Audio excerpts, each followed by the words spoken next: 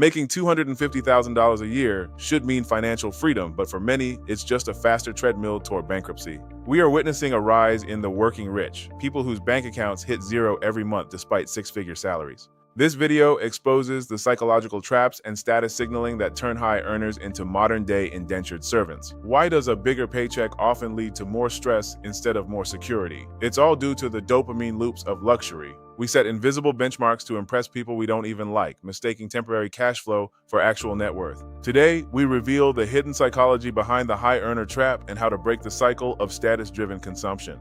First, let's look at the golden handcuff illusion. A high salary creates a false sense of infinite scaling. This sense of security justifies aggressive, debt-fueled spending that keeps high earners locked in a cycle of labor. Many high earners view their monthly cash flow as wealth, rather than a temporary service that could end any day. Consumption shifts from utility to social permission, buying items just to belong in elite professional circles. The trap is set when the lifestyle requires every cent of that high income just to maintain the status quo. As the salary grows, so does the cost of entry to the next social tier, erasing any potential for savings. You're not earning freedom, you're just buying more expensive handcuffs that you can't afford to unlock. And that brings us to the neurological side of this problem, the dopamine loop of luxury signaling. Modern digital transparency forces high earners into a constant state of aesthetic and social competition. Every purchase is broadcast, creating a baseline of luxury that feels mandatory rather than exceptional. This is the hedonic treadmill, where high-end purchases lose their spark faster as your baseline for luxury rises. Subscription-based luxury models create invisible recurring drains that erode your ability to take financial risks. You're not buying the product, you're buying the signal it sends to your peers about your professional success. When everyone in your circle is signaling, the cost of staying relevant increases exponentially every year. This constant performance leads to financial burnout, where the joy of the income is eclipsed by the cost of the signaling. Beyond dopamine, there are invisible benchmarks that reset our standards as we move up the ladder. Moving into a wealthier neighborhood resets the standard of what constitutes a basic necessity in your life. You enter the peer group trap, where your kids' extracurriculars and your home's upkeep become fixed, high-cost burdens. Elite private education and high-cost hobbies are often just legacy signaling, locking in future expenses to show status. The fear of downward social mobility prevents high earners from downsizing, even when their mental health is at stake.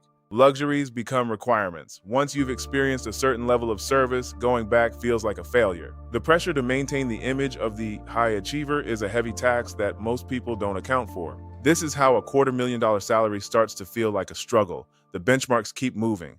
But the most dangerous part isn't the spending, it's the math behind your fragile equity. We must differentiate between high-income workforce participation and true asset-based wealth.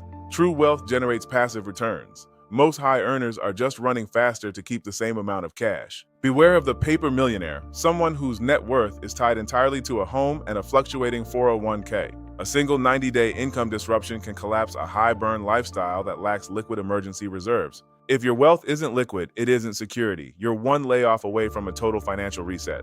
High-burn lifestyles require constant fuel. When the fuel stops, the fire and the lifestyle goes out instantly. Ask yourself, if the paycheck stopped today, how many months could you actually maintain this image? It's time to stop prioritizing symbols of wealth over the reality of financial independence. So, how do we deconstruct this trap and reclaim our financial sovereignty? Start by decoupling your personal identity from your professional title and your consumption patterns. Adopt Stealth Wealth, a tool for reclaiming time sovereignty and reducing social performance anxiety. Value your time over your status. Financial independence is the ability to walk away from work you don't enjoy. Create a roadmap for converting high cash flow into equity-driven independence. Escape the cycle of labor. Don't be afraid to downsize. Your worth is not determined by the square footage of your primary residence. Build a life that doesn't require a six-figure monthly burn. That is where true freedom begins. Stop building a fragile house of cards. Start building a foundation that can actually support your future. Break the cycle of status-driven consumption. Reclaim your wealth. Thanks for watching. If you found this valuable, subscribe for more deep dives into the psychology of money. See you in the next one.